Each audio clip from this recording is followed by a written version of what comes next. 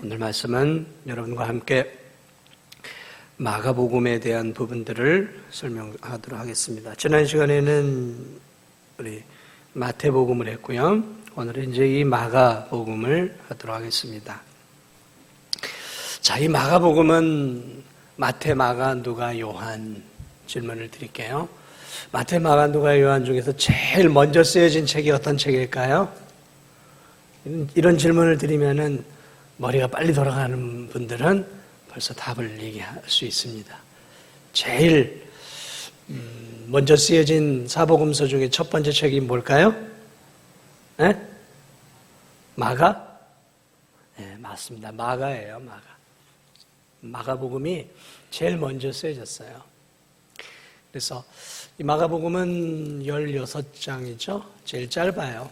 그리고 이 마가복음을 근거로 해서 이제 그다음 마태복음이 쓰여지고, 그다음 이제 누가복음이 쓰여지고, 그다음에 이제 요한복음이 쓰여집니다. 그래서 이 대략 이 사복음서는 AD, 그러니까 서기 60년에서 한 90년 사이에 이렇게 쓰여진 책인데, 그 중에서 이 제일 짧지만 가장 먼저 쓰여진 책이 마가복음입니다. 그래서 이 마가복음은 예수님의 묘사에 대해서 아주 생생하게 잘 기록해 놓고 있습니다. 자, 이 마가는 원래 이름이, 마가라는 이름은 로마의 이름이에요. 로마식 이름이고, 이 마가의 이름이 원래 유대 이름으로는 요한이에요. 요한. 그래서 이 사람의 이름을 마가 요한이라고 보통 얘기를 합니다. 근데 이제 이 뒤에 가면은 예수님의 제자 중에 요한이 있죠.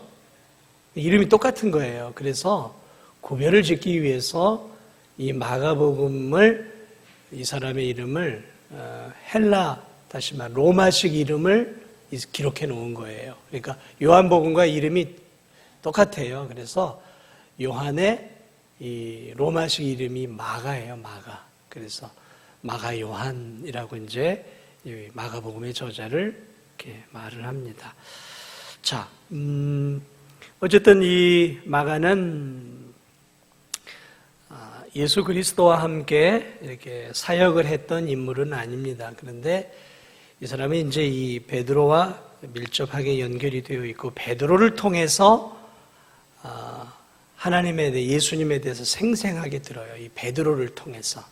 그래서 이 기록해 놓은 내용들은 어떤 시각에서 보면 베드로의 입장이에요. 베드로가 경험한 것들을 마가에게 가르쳐줬고, 마가는 그 생생한 정보를 통해서 하나님의 은혜 안에서 마가복음을 기록해 놓았다라는 것이죠. 자, 이 저자가 자신이 저자임을 어디에 이게 살짝 드러내놓고 있냐면, 우리 한번 찾아볼까요? 요한복음이 아니라 마가복음 14장 한번 볼까요?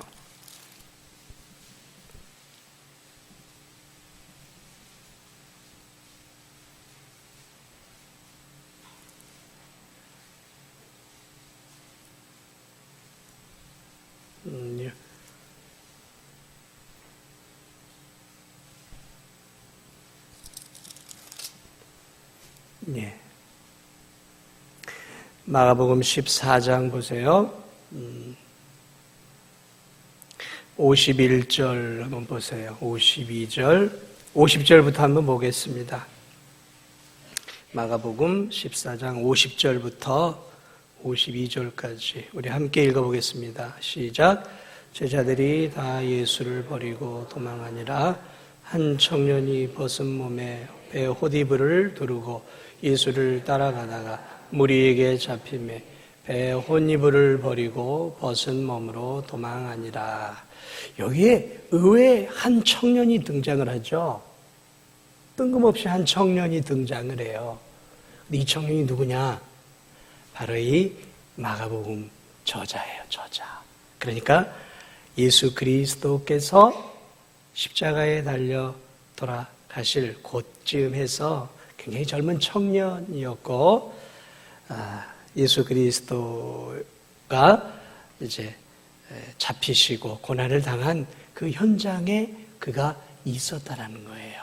그래서 뜬금없이 한 청년이 등장한 것은 뭐냐면 바로 이 젊었을 때의 이 청년이었던 이 마가가 바로 이 책의 저자이다라는 것들, 그러니까 자기 자신을 이 안에 집어 넣어 놓은 거예요. 그러므로 바로 이 청년 벗은 몸으로 배혼이불을 두르고 예수를 따라가다가 무리에게 잡히게 되는 거예요. 너 예수의 제자들 아니야? 라고 이제 하니까 어떻게 해요? 벗은 몸으로 도망을 가요. 도망을. 그래서 이 자신의 그 젊은 시절 부끄러웠던 모습들을 고스란히 지금 기록해 놓고 있다는 것이죠. 자, 이 저자에 대한 부분들은 뭐 이 정도쯤 하도록 하고요. 자, 이제 이 마가복음은 중요한 부분이 뭐냐면 오늘 우리가 읽은 부분이에요. 오늘 우리가 읽은 이 구절이 마가복음의 중심 부분이고 가운데 부분이고, 그러니까 책 전체 내용의 가운데쯤 되기도 하지만 이 가장 중심이 되고 또 바로 이 사건을 중심으로 해서 9장부터는 후반부가 되고 9장 전부터는 전반부가 돼요. 그러니까 이 사건이 오늘 우리가 읽은 이 사건이 마가복음의 핵심적인 사건이고 이것을 통해서 전반과 후반으로 나눠지는 대단히 중요한 사건이에요. 그 사건이 뭐냐? 예수님이 이제 뭘 하시냐면 복음을 전하시고 이제 중간 평가를 내리셔요. 그래서 제자들을 불러놓고 질문합니다. 얘들아, 내가 이렇게 이제 기적도 베풀고 또 귀신도 내어쫓고 병자들도 많이 고치고 이적도 행했는데 사람들이 나를 누구라고 하느냐? 이제 중간 평가를 내리는 거예요. 그랬더니 제자들이 지금 뭐라고 얘기하고 있냐면, 예, 주님, 사람들이 주님에 대해서 이 죽은 이 세례 요한과 같다 얘기하기도 하고, 더러는 저 구약의 그 능력의 엘리야 선지자 같다고, 또 어떤 더러는 예레미야 또는 어떤 한 선지자와 같다고 얘기를 합니다. 이제 예수님의 세간의 평가가 어떤지 이제 제자들을 통해 듣게 되죠. 자, 그 얘기를 듣고 이제 예수님이 뭘 하시냐면 더 중요한 질문을, 진짜 중요한 질문을 던져요. 그런데 얘들아, 너희들은 나를 누구라고 하느냐? 너희들은 나를 누구라고 생각하느냐? 이게 이제 예수님이 진짜 궁금했던 거예요. 그랬더니 늘 언제나 앞서고 또 잘나고 또 성급하고 또 믿음도 있었던 이 베드로가 저요. 그래서 베드로 네가 말해봐.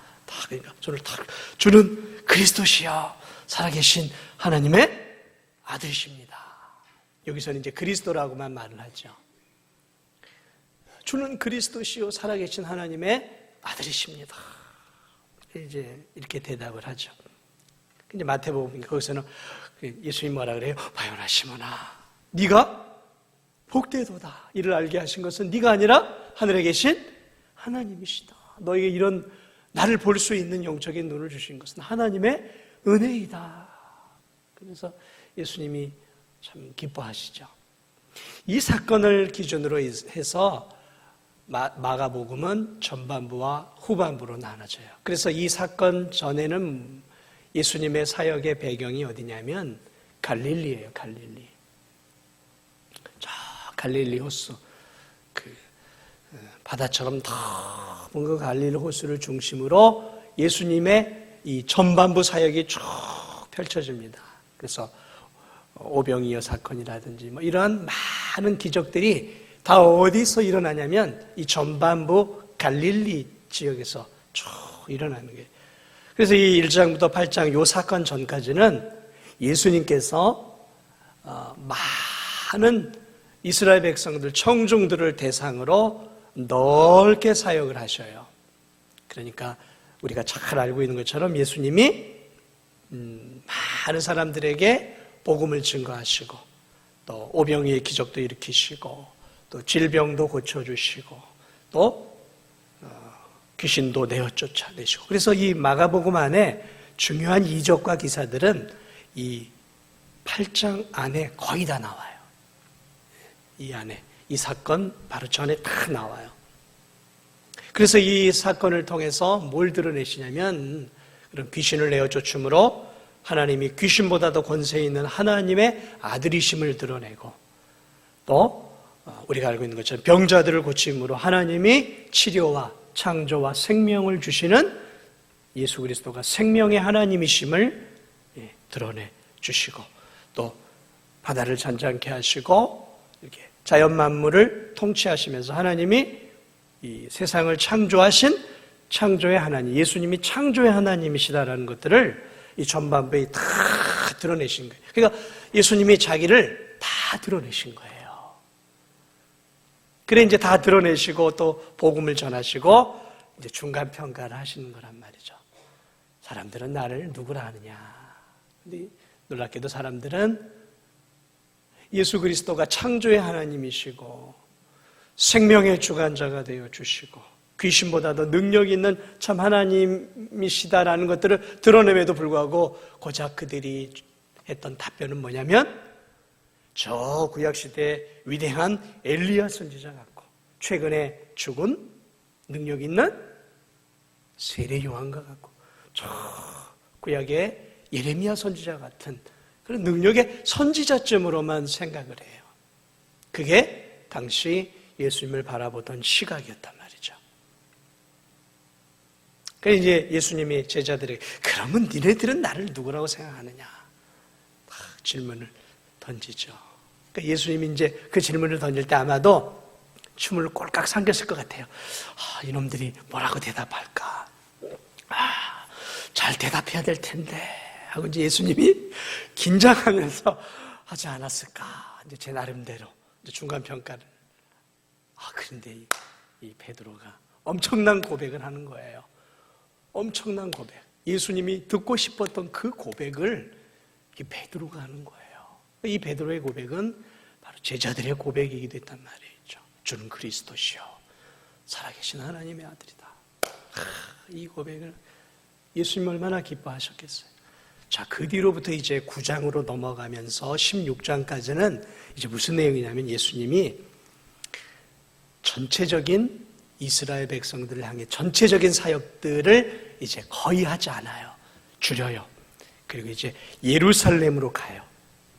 그래서 이제 9장부터는 예루살렘 쪽으로 가서 예루살렘을 향해 여행하고 예루살렘에 도착하고 예루살렘에서 일주일간 살면서 또 이렇게 일어났던 일들과 또 고난당하시고 또 십자가에 죽으시고 부활하시고 또 승천하시는 그러한 이제 예루살렘과 관련된 그 사역과 이제는 전체 대중이 아니라 이제는 이 제자들에게 집중하는 소그룹 사역으로 바뀌어져 가요. 예수님의 사역이.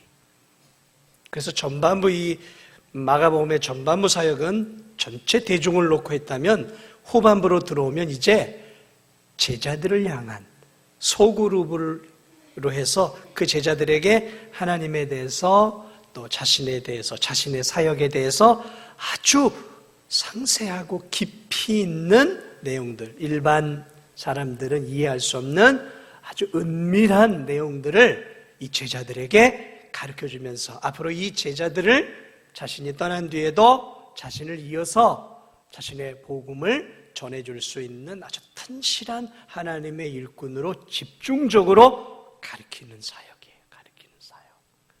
그게 이 마가복음에 이루고 있는 전체적인 내용이에요. 자, 그런데 이제 중요한 것들 가운데 이제 우리가 기억해야 될 사실이 있어요. 그것들이 이제 이 전체적인 사역 가운데서 우리가 이제 몇 가지 참고해야 될 부분들을 다시 한번 좀 살펴본다면, 자, 예수 그리스도께서 이렇게 많은 사람들에게 복음을 전하고 귀신도 내어 쫓고 질병도 치료해주고 또 오병이어를 통해서 내가 너희들에게 생명의 떡, 내가 너희들에게 구약에 내렸던 이스라엘 백성들이 내렸던 그 만나와 같이 내가 바로 하늘에서 내려온 살아있는 만나다라는 사실들을 이스라엘 백성들에게 많은 제자들에게 가르쳐 주셨단 말이에요. 보여주셨단 말이죠. 자, 아까 두 가지 평가가 나왔다 그랬죠. 세상에 사람들이 예수님을 바라보는 시각과 제자들의 시각을 얘기했는데, 이번에는 조금 더 요것들을 세분화하면 예수님의 가르침을 통해, 이 마가복음을 통해서 예수님을 향해, 이건 이제 마가복음만이 아니라 마태, 누가, 요한도 마찬가지예요. 예수님에 대해 사람들이 세 가지로 반응을 해요. 세 가지로 반응을 하는데, 첫 번째 반응은 뭐냐면, 이 마가복음에도 대단히 중요한 반응이냐면, 그 예수님이 가르쳐준 기적과 예수님을 통한 그 말씀을 들으면서 어떤 놀라운 일이 일어나냐면, 예수 그리스도를 하나님의 아들로 온전하게 믿는 소수의 무리들이 생겨나기 시작을 하죠. 그것도 어떤 사람이냐면 대부분 이방인들이에요. 이방인들이. 그래서 이 2장 보세요. 2장 5절을 보면, 이제 간단하게 한번 넘어갈게요. 자, 예수님에 대한 반응들을 이제 봐야죠. 2장 5절을 보면, 한 중풍병자를 고치기 위해서 4명의 친구들이 집에 들어갈 수 없으니까 사람이 많아서 어떻게 해요? 천장으로 올라가지고 천장을 뚫고 중풍병자들을 내리죠. 그리고 이 중풍병자의 친구들이 뭘 믿었어요? 예수님은 하나님의 아들이심, 능력이 하나님이심을 믿었던 거예요. 그러니까 들어갈 수 없으니까 천장을 뜯어내고 달아내린 거죠. 왜요? 이렇게라도 해야 하나님의 아들이 우리 친구를 고쳐줄 수 있다. 이 중풍병자 4명의 친구들의 믿음, 하나님을, 예수님 믿는 믿음이 있었다. 자, 그 다음에 다시 5장으로 넘어가면 거기에 혈루증을 앓고 있던 한 여인이 나와요. 이것도 5장에 보면 혈루증을 앓고 있는, 한 34절쯤 볼까요? 혈루증을 앓고 있는 여인이 예수님이 지나가시는 그 많은 사람들 가운데서 예수님의 옷자락만 붙잡아도 자신의 이 혈루의 근원이 나을 것을 믿어요. 큰 믿음을 가지고. 예수님이라면 예수님이 말씀을 안 해도 내가 예수님의 옷자락만, 그 옷자락을 통해서라도 능력이 나와서 자신을 치료할 것을 믿어요. 엄청난 믿음이죠. 그리고 예수님 뭐라 그래요? 나중에 그 여인을 위해서 따라, 내 믿음이 너를 구원하였다 라고 그녀에게 구원을 선포하고 있죠. 큰 믿음. 자, 그 다음에 이 회당장 야이로 5장 23절에 보면 그 회당장 죽은 회당 딸이 이제 죽게 되잖아요. 근데 이 회당장이 예수님을 믿고 그 사람을 보내서 이렇게 결국 어떻게 됩니까? 회당장 야이로의 믿음대로 그 죽은 딸이 다시 살아나요. 확실하게 예수님을 믿어요. 또 7장 29절에 보면은 수로보니게 여인이 있죠. 고쳐달라고 이제 얘기를 하죠. 7장 보세요. 29절을 보면 수로보니게 이 여인이 와가지고 주님 좀 도와달라고, 어린 딸을 귀신 들렸는데 도와달라고. 나는 개들에게는 별로 관심이 없다. 이방인을 당시 개로 취급을 했거든요. 나는 개들에게는 별로 관심. 예수님이 막 모욕을 줘요. 그러니까 뭐라 그래요? 이 수로보니게 주님, 개들도 주인의 상에서 떨어지는 부스러기는 먹습니다. 그 부스러기라도 주세요. 그 부스러기라도 주면, 주님의 능력의 부스러기라도 주면 제 딸이 낫습니다. 엄청난 믿음을 또, 그래, 예수님이 감동을 받아 뭐라고 얘기해요? 돌아가라. 네 딸이 귀신에게서 나았다. 그 믿음대로 그 여인의 딸이 또 낫게 되는 거죠. 자, 이래서 이 마가복음에는 하나님, 예수 그리스도를 하나님으로 보는 귀한 소수의 성도들이 이렇게 나타나는 거죠. 그리고 이제 저 뒤쪽으로 또 15장으로 넘어가면 이제 십자가의 고난의 현장에 있었던 로마의 백부장이 그는 진실로 하나님의 아들이었다 고백하면서 로마의 백부장이 예수 그리스도를 하나님의 아들로 믿어요. 자, 이처럼 예수님을 향한, 예수님을 온전히 믿는 사람들이 있고, 또 두 번째로는 완전히 믿지 않는 사람들이 나와요. 완전히 믿지 않는 사람들. 어떤 사람들일까요? 예수님이 기적을 일으키는 것들을 다 듣고 때로는 보았지만 예수 그리스도를 향해서 그 놀라운 기적을 보고 들었어도 마음의 문을 꽉 닫고 자신의 기득권을 챙기기 위해서 예수를 죽이려고 했던 무리들이 많이 있어요. 누굴까요? 대제사장, 서기관, 바리새인, 사두개인. 그렇죠? 네. 왕, 그렇죠. 로마 총독 빌라도, 헤롯 왕. 이 뭐예요? 사회, 정치, 종교의 기득권을 갖고 있었던 이 세력들은 예수님의 기적을 보고 이 일반 서민들, 이방인들이 마음의 문을 열고 예수 그리스도를 하나님의 아들로 구주로 믿은 반면에 이 기득권을 갖고 있었던 이 사람들은 저 예수 때문에 내가 백성들의 신망을 잃고 있어. 저 예수가 죽어야 우리가 다시 올라설 수 있어. 이렇게 생각을 하고 이들이 서로 원수지간인들이 똘똘 뭉쳐서 결국은 어떻게 합니까? 예수님을 십자가에 못 박는 자리까지로 몰아가죠.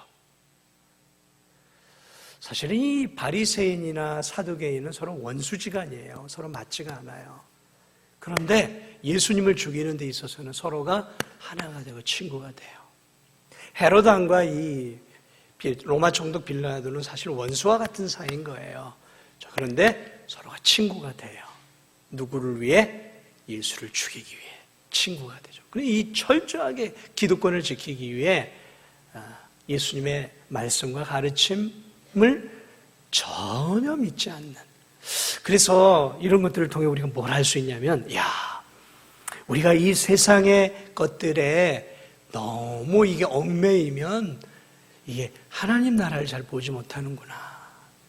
당시에 가난하고 없고 정말 세상에 기득권을 갖고 있지 않았던 대부분의 사람들은 이러한 것들을 통해 주님을 바라보는 눈이 열렸는데, 이 기득권을 갖고 있었던 이 사람들은 예수님에게 관심이 없고 오직 내 그 권력, 내 명예, 내 물질, 내 인기 이런 것들만을 꽉 붙잡고 살다 보니까 예수님이 그런 놀라운 기적과 이사를 통해서 하나님의 아들임을 분명하게 보여주었음에도 불구하고 예수님을 전혀 믿질 않아요. 자, 이런 극과 극 사이에 누가 있냐면 가운데 혼돈스러운 사람들이 있었어요. 그게 누구냐면 제자들이었어요. 제자들. 이 제자들은 하나님에 대해서 분명한 믿음을 가진 것처럼 보였지만 사실은 그렇지 않아요. 그들은 혼란한 믿음을 갖고 있었어요. 그러니까 지금 우리가 갖고 있는 것처럼 명쾌한 믿음이 아니라 예수님이 기적을 일으킬 때마다 그 부분에 대해서 믿으면서도 예수님에 대해서 끊임없이 의심들을 가져요. 계속해서 의심들을 가져요. 그러니까 이 믿음이 정결하고 깨끗한 믿음이 아니라 의심이 가득한 믿음들을 누가 갖고 있냐면 제자들이 갖고 있어요. 그래서 이 제자들은 사실은 믿긴 믿었지만 굉장히 더디 믿었던 사람들이에요. 그래서 이 성경을 보면 이 제자들이 베드로도 마찬가지고 믿음의 고백은 하고 있지만 때로는 예수님을 부인하기도 하고 때로는 예수님이 하신 기적들을 보고 도저히 이해가 못하면서 도대체 저분은 어떤 분이신 게 이런 기적들을 베푸시나라는 그런 말도 하고 또 예수님이 이제 죽기 얼마 전에도 서로 어머니를 데려다 놓고 이제 이렇게 치맛바람을 통해서 주의 우편에 주의 좌편에 앉아야지 하면서 이 제자들 마음속에 뭐냐면 예수님이 예루살렘에서 정권을 찬탈하고 차지하면 한 자리씩 해야 되겠다라는 그런 마음들을 이 가슴 깊이 갖고 있는 성공과 세상에 대한 야망이 이 마음속에 있었어요.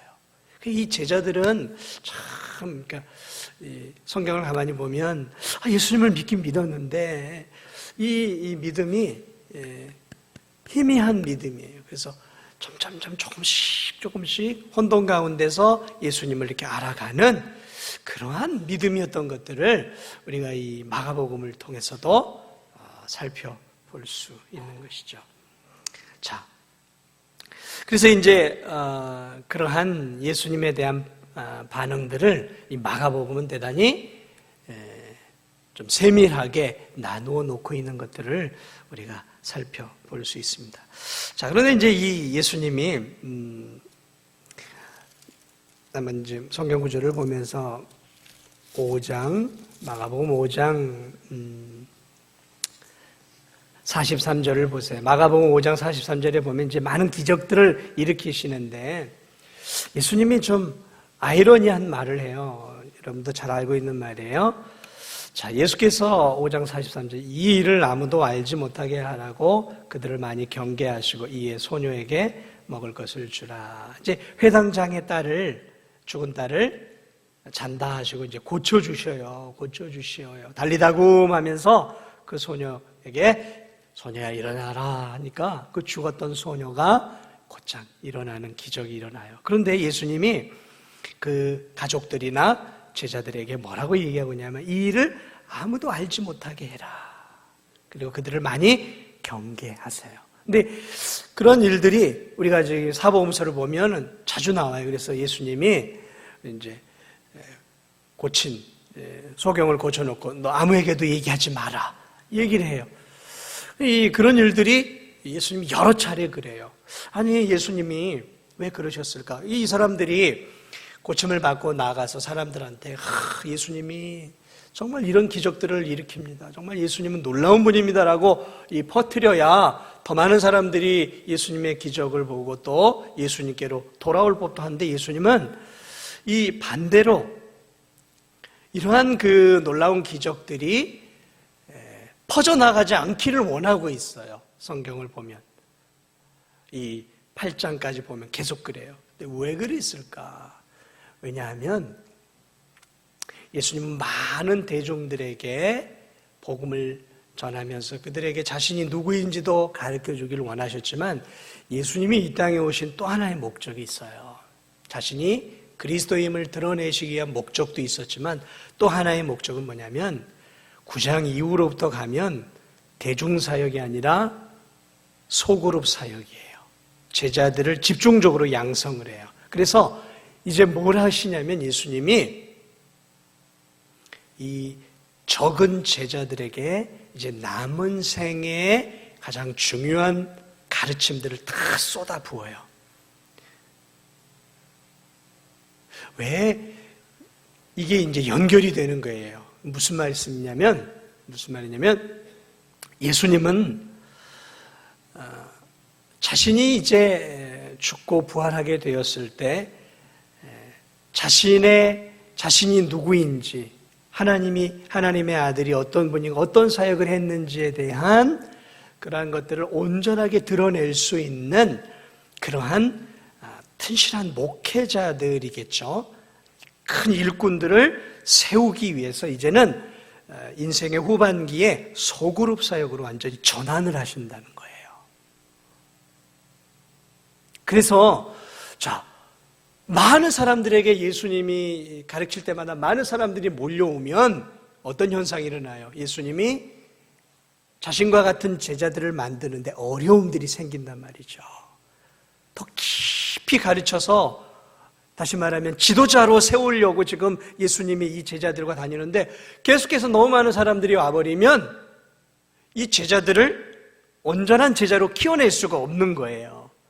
그래서 하나님의 아들이 뭐라고 얘기했냐면 제발 좀 알리지 말라라는 거예요. 너무 많이 사람들이 오면 다시 말하면 이 적은 제자들을 온전한 하나님의 일꾼으로 내가 세울 수 없다라는 거죠. 이게 소그룹 사역이에요. 소그룹 사역.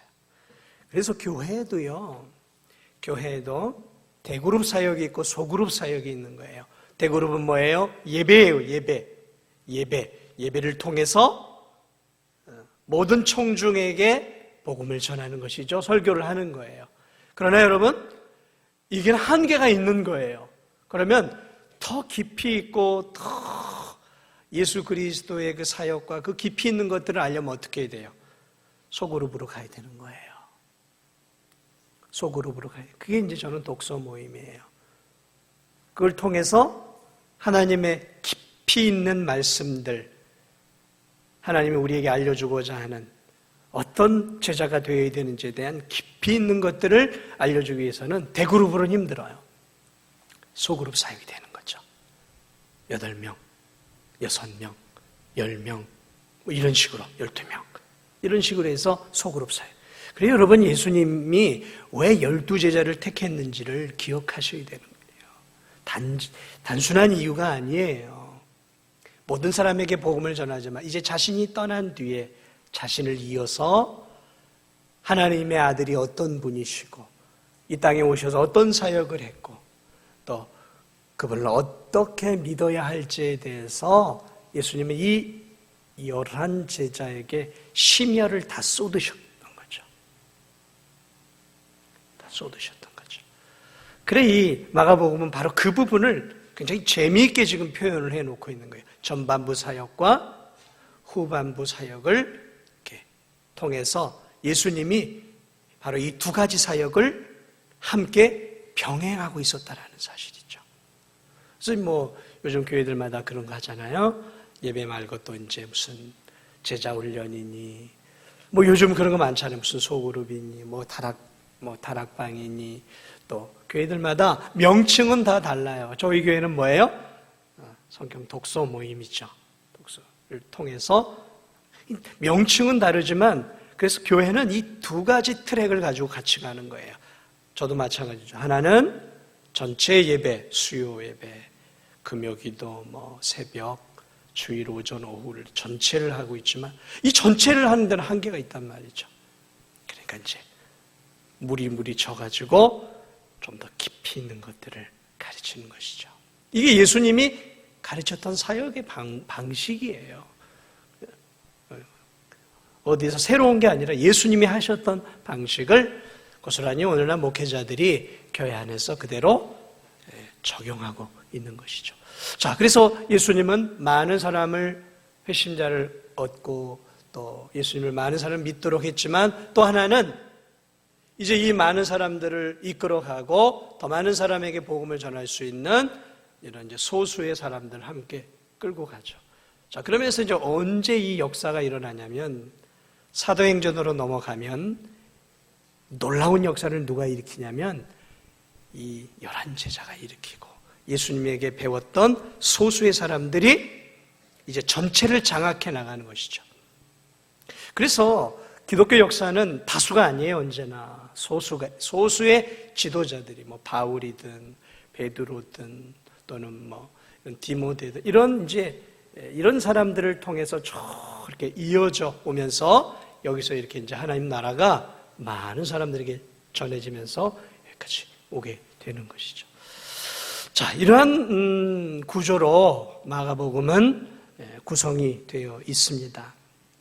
하나만 조금만 더 살펴보고 마가복음을 이제 마치도록 할게요. 그러면 도대체 예수님은 이 후반부에서 특히 제자들을 향해서 자신과 같은 신실한 하나님의 사람을 만들기 위해서 도대체 예수님은 뭘 가르치셨는가? 한번 볼까요? 8장 31절 한번 보세요. 자, 이제 후반부부터 이제 들어가는 부분이에요. 자, 8장 31절 한번 읽겠습니다. 시작.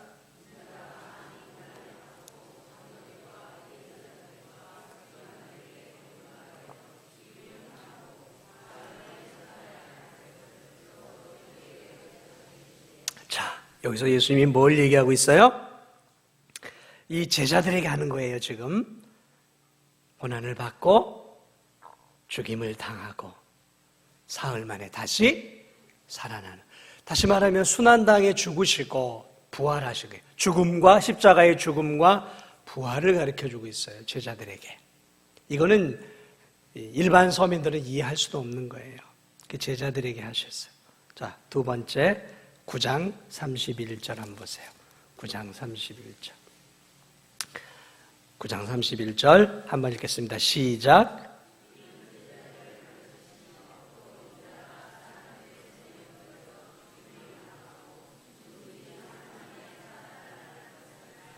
자, 똑같은 것을 또 가르치고 있어요.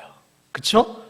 예수 그리스도의 십자가의 죽음과 사흘 만에 다시 부활할 것이라는 사실. 자, 10장 32절로 넘어가요. 3절, 4절 한번 보겠습니다. 10장 33, 34 시작.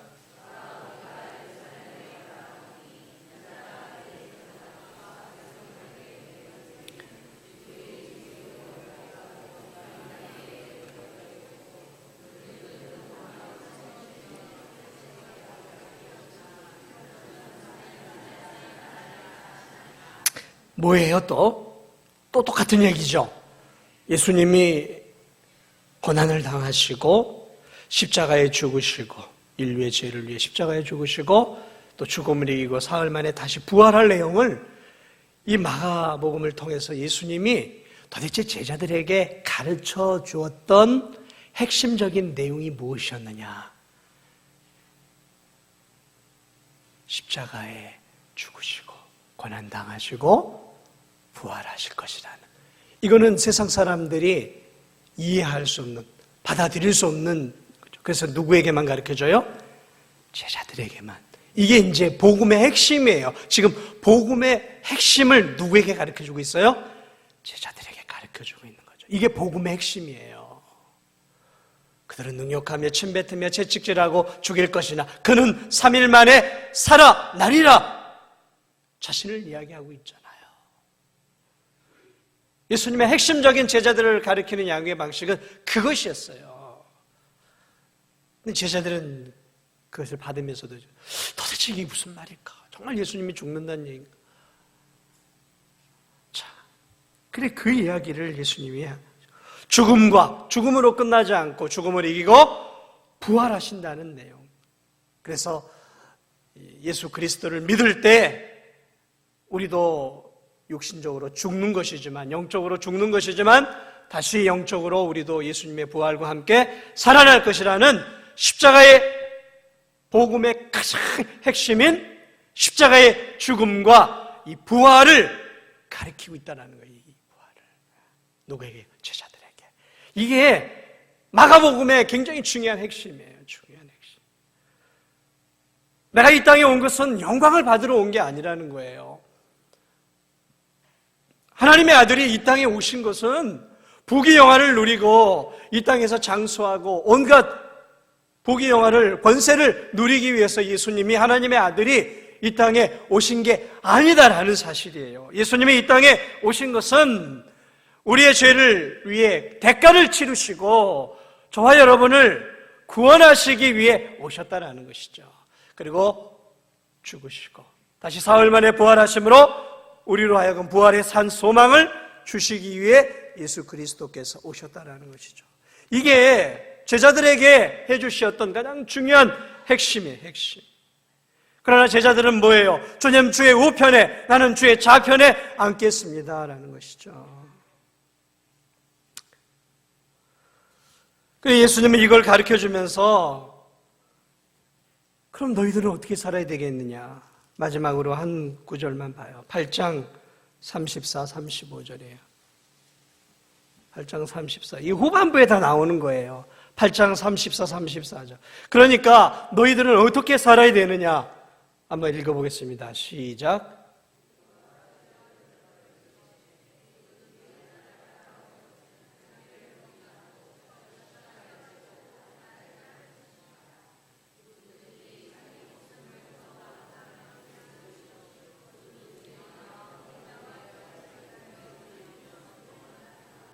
자, 이 내용이에요. 이 마가복음 핵심이 바로 무엇입니까? 내가 죽으러 왔다라는 것이죠. 나 호요식하러 온 게 아니야. 너희들을 구원하기 위해 왔다라는. 그러므로 너희들도 나를 믿는다면, 너희들이 정말 내 제자가 되기를 원한다면 나처럼 이 땅을 살아가면서 네 십자가를 지고 네 자신을, 욕망을, 이 땅에서 추구하는 세속적인 성공을 추구하지 말고 나와 복음을 위해 내가 목숨을 잃었던 것처럼 너희들도 내 제자라면, 너희들이 진정으로 내 제자라면 네 십자가를 지고 네 사명을 짊어지고 내가 걸어갔던 그 고난의 길을 너도 나를 따라오라는 것이죠. 그게 마가복음이 우리에게 가르쳐주는 가장 중요한 진리예요. 예수님 믿고 이 땅에서 형통하고 성공하고 그리고 호의호식하면서 때가 되면 죽어서 천국 가는 거, 그거 주님 우리에게 원하는 거 아니에요. 주님이 우리에게 원하시는 삶은 그게 아니라 내가 걸어갔던 그 길을, 너희들이 정말 나의 제자라면 내가 걸어갔던 그 고난의 길을 너희들도 나를 따라 걸어가야 된다는 거예요. 그게 이 마가복음이 지속적으로 강조하고 있는 내용이에요. 사랑하는 여러분, 그러나 이 제자들은 어땠습니까? 주님, 나는 주님의 우편에 있고 싶어요. 좌편을 주세요. 영의정, 우의정, 저는 총리, 저는 내각 대신 이런 걸 원하고 있죠. 혹시 우리도 그러고 있는지 모르겠어요. 예수님을 이 제자들처럼 이 혼돈 가운데 있지는 않습니다. 예수님을 믿긴 믿는데 믿는 건 믿는 것이고 어떻게 해서든지 예수님 믿으면서 내가 이 땅에서 누릴 수 있는 최고의 것들, 성공도 누리고 어떤 호의호식도 누리고 좀 부귀영화도 누리고 다 누리면서 예수님 통해서 내가 얻고자 하고 있다면 그건 지금 이 혼돈스러운 제자들과 같은 삶이에요. 사도행전에 나와 있는 제자가 아니라 사도행전 이전에 아직 예수님의 죽으심을 앞두고 있는 이 제자들과 같은 삶을 우리가 살아서는 안 된다는 거예요. 두 가지를 다 잡을 수는 없는 거예요.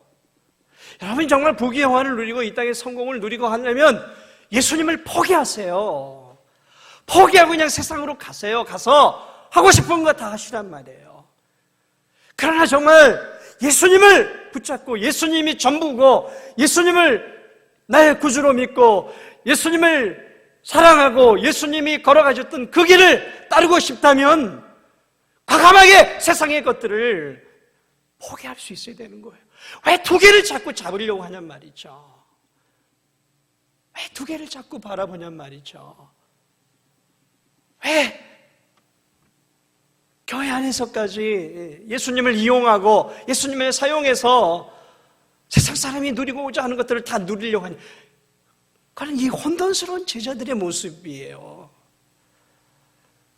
우리가 그래서는 안 된다는 것이죠.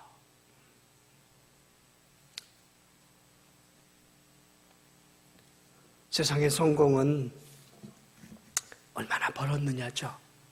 세상의 성공은 얼마나 벌었느냐, 얼마를 갖고 있느냐, 얼마나 높이 올라갔느냐, 얼마나 파워가 있느냐. 여러분, 세상의 성공은 그거 아니에요?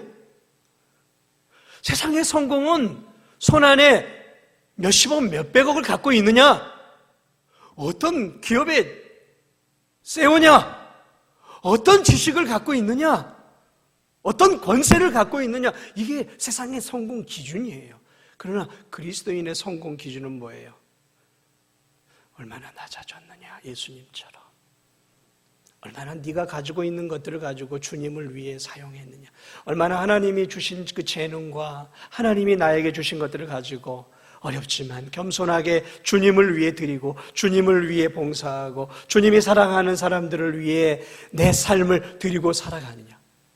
세상은 얼마나 잡고 있느냐가 성공의 기준이에요. 그러나 기독교의 성공의 기준은 내가 가지고 있는 것을 얼마나 주님을 위해 나누었느냐의 성공의 기준이 있다는 거죠. 반대죠. 기독교는 반대예요. 역설이에요. 그래서 기독교는 반대라고요. 다 줘야 되는 거예요. 예수님의 성공은 물과 피까지 다 주었기 때문에 성공하신 것이죠. 인간의 몸으로 오셨고 낮고 천한 말구육간에 오셨고 순환을 받고 물과 피를 다 쏟아 놓으셨고, 그게 예수님이 걸어가셨던 성공의 길이라는 것이죠. 다 주고 가는 것이죠. 기독교의 성공은 그거예요. 얼마나 가지고 있느냐가 아니라는 거죠. 얼마나 내가 가지고 있는 것들을 주님을 위해, 주님이 원하시는 영혼들을 위해 나누고 베풀고 살았느냐라는 것이죠. 우리의 성공의 기준이 바뀌어야 돼요. 우리의 성공의 기준이 바뀌어야 돼요. 제자들처럼 혼돈스럽게 살면 안 되는 것이죠. 오늘 이 마가복음이 주는 이 귀한 교훈들을 우리가 기억하면서 아무쪼록 주님이 걸어가셨던 그 길들을 우리가 우리의 삶 속에서 잘 감당하며 하나님 뜻을 이루어 드릴 수 있는 그런 저와 여러분이 되기를 주님의 이름으로 축복을 드립니다. 우리 찬송가